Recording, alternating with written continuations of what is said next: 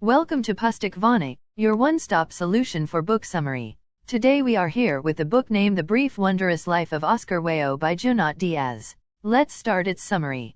The Brief Wondrous Life of Oscar Wilde recounts the life of the title character, whose real name is Oscar de Leon. Oscar is a Dominican-American who grew up in Paterson, New Jersey, and struggled his whole life to find community, a sense of identity, and, above all, love. Junior, who was Oscar's college roommate, serves as the novel's primary narrator. Interspersed throughout the account of Oscar's life, Junior recounts stories of how Oscar's mother and grandfather suffered under the regime of the Dominican dictator, Trujillo. Junior prefaces his biography of Oscar with a description of the legendary Fuku curse that originated in Africa and arrived in the Caribbean when Spanish colonists transported slaves across the Atlantic. The curse has allegedly haunted the New World ever since. The story Junior plans to tell is, he thinks, a Fuku story. The novel's first chapter tells of Oscar's early years. Oscar exhibited charm and swagger as a young boy. At age 7, however, after his attempt to date two girls simultaneously went awry, Oscar's mental health started to suffer. Puberty wreaked havoc on his body and self-confidence. Throughout high school he felt increasingly isolated and depressed, yet his desire for love only grew stronger. He fell hopelessly in love with a young woman he met in an SAT prep class but suffered intense heartbreak when she rejected him for her older, abusive boyfriend. Dispirited, Oscar left home to start school at Rutgers University. Oscar's sister, Lola, narrates the novel's second chapter. She recounts the tense relationship she had with her mother as she struggled to find herself during her teenage years. After her mother was diagnosed with breast cancer, Lola's anger and grief sent her into a rebellious downward spiral.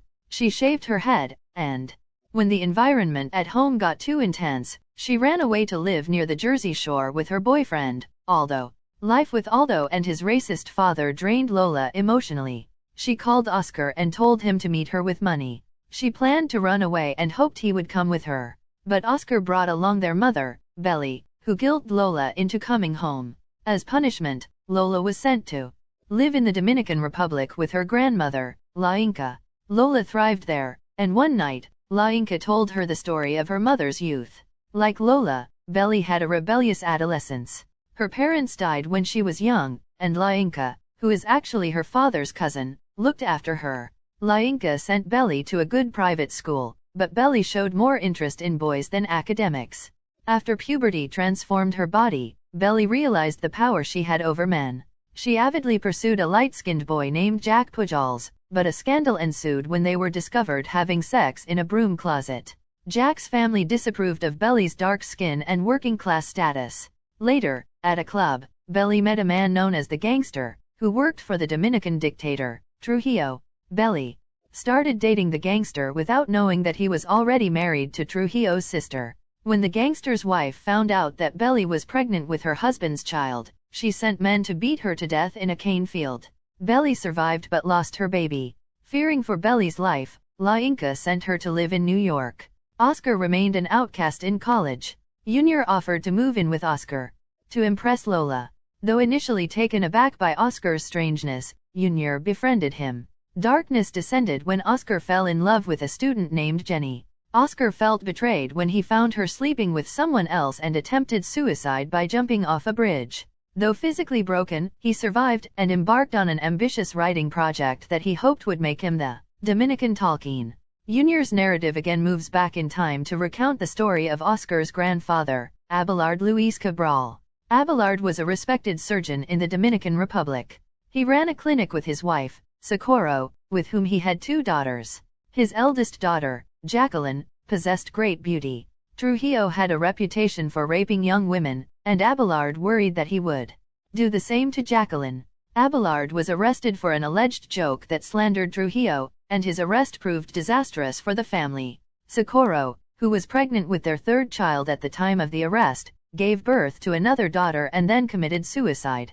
The older two daughters both died under mysterious circumstances. The youngest daughter, Belly, was passed to distant relatives who sold her into slavery. La Inca eventually tracked Belly down and adopted her. Oscar graduated from Rutgers and started teaching at his old high school. Over the next 3 years, His life grew increasingly formulaic and depressing. One summer, he traveled with his family to Santo Domingo, where he met a semi-retired prostitute 10 years his senior named Ibn Pimentel. True to his character, Oscar fell head over heels in love with her despite the fact that she already had a boyfriend. A cop Junior refers to only as the Capitan. The Capitan learned about Oscar and became jealous. One day, when he witnessed Oscar kissing Ibn, Oscar's first kiss ever, the Capitan had his henchman take Oscar to a cane field and beat him. Oscar survived the attack and returned to New Jersey. But he couldn't stop thinking about Ibn and returned to Santo Domingo the first chance he got. Ibn begged him to leave, as did his family, but Oscar refused.